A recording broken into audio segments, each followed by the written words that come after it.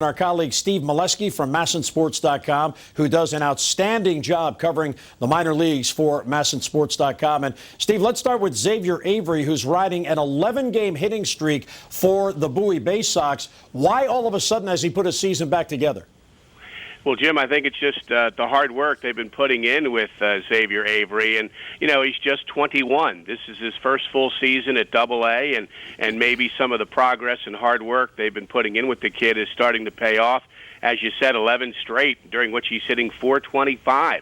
So, real impressive run for Avery. He's a guy they really like, one of their top prospects, no doubt. There are question marks a little bit on his defense, and some people I talked to this year thought he wasn't working the count as well as he could. But, again, 21 years old, so some of this takes time to come, and it looks like Avery's on a real good run here. It may be just a coincidence, but I'm the suspicious type. And Kyle Hudson began the year at Frederick behind Xavier Avery. Then he went to Bowie with Avery. Then he was promoted to Triple-A while Avery stayed in Double-A.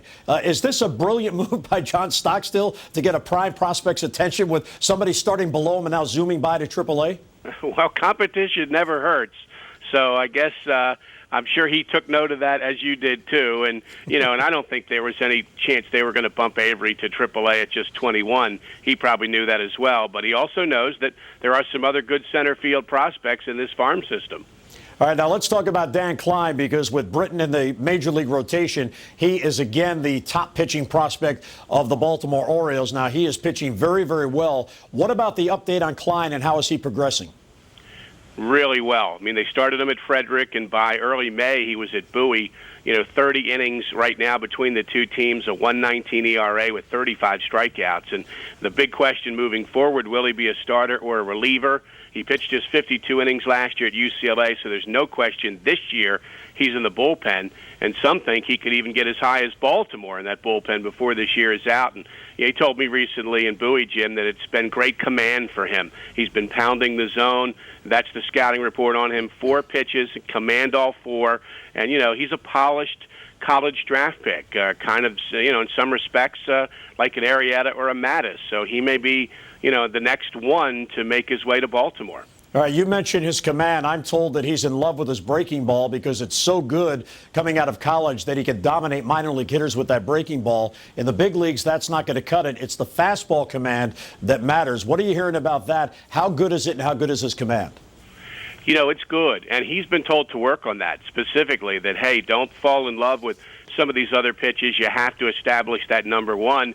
And I can remember when Mattis in the minors, that was the message to him. Hey, you've got 4 good pitches, we know that, but everything revolves around fastball command. So Mattis was given that message, and I think Klein is getting that message. All right, the Orioles have the number 4 selection in the upcoming draft in June.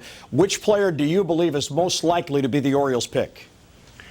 Well, Jim Callis told me last night, I did a long interview with him, and he's the expert from Baseball America. No one does it better than Jim in looking at the draft, that he projects Dylan Bundy, the high school pitcher out of Oklahoma, to go to the Orioles. He has Rendon, Starling, and Hulton going ahead of him. And then Bobby Bundy's brother, Dylan. Of course, his brother Bobby is pitching at Frederick. He got a $600,000 bonus for the Orioles, an overslot sign from round 8 in '08. And Dylan Bundy, the scouts just rave about him. Mid-90s fastball, the curveball may be as good as his heater, and advanced feel for a changeup. There are many scouts who believe he's the best pitcher in this draft, even whether it's a good draft with a lot of good college pitchers. So one question is, do the Orioles want a high school kid who will take a little longer to get there, or a college pitcher like Trevor Bauer or Garrett Cole of UCLA? Both of those right-handers could be available when the Orioles pick as well. All right, the update from the minor leagues in the draft. Steve Melewski, check him out at MASNsports.com.